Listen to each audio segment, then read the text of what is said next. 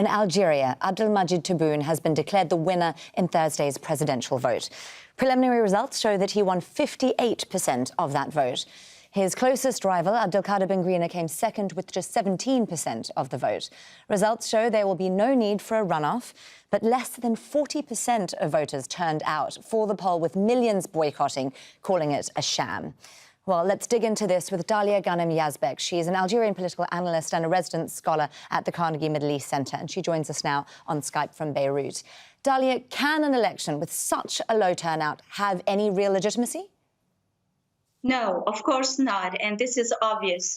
You know, Algerians have been refusing this election for the last 9 months, since the beginning of the peaceful and civic protests.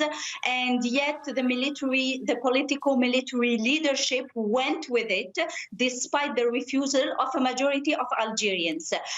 Well, one thing remains sure, Tebboune is not going to have any concrete, any real legitimacy.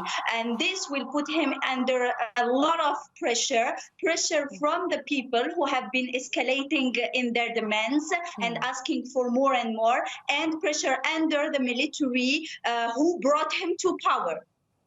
Dalia, let's start with the protesters. Presumably, they're going to continue taking to the streets. The unrest will continue indefinitely. Where do the protesters go from here?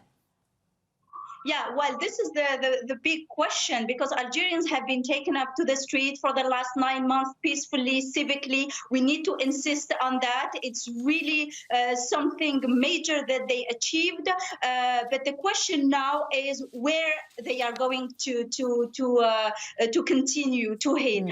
So I do believe that the popular movement is not showing any signs of abating, and actually Algerians are going to continue to take up to the street and to demonstrate.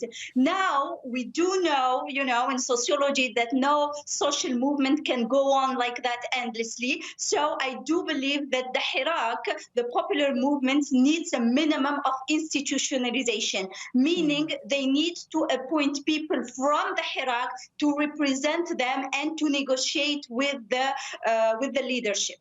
Well, Dalia, as you were saying, it's the army and specifically one general who wields a huge amount of power in Algeria. What is the next move for the military leadership and for him, given that this election result has very little legitimacy, both at home and abroad?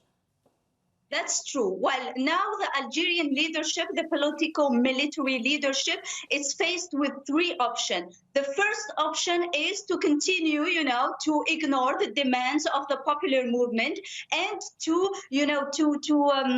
rely on the exhaustion of the movement. The second option would be to use coercive measures, seriously crack down on the population.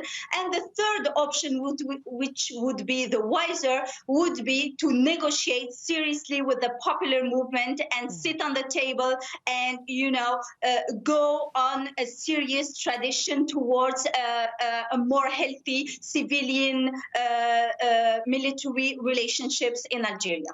Well, we'll be watching very closely to see what they do choose. Dalia Ghanem-Yazbeck, an Algerian political analyst there, speaking to us from Beirut. Thank you, Dalia.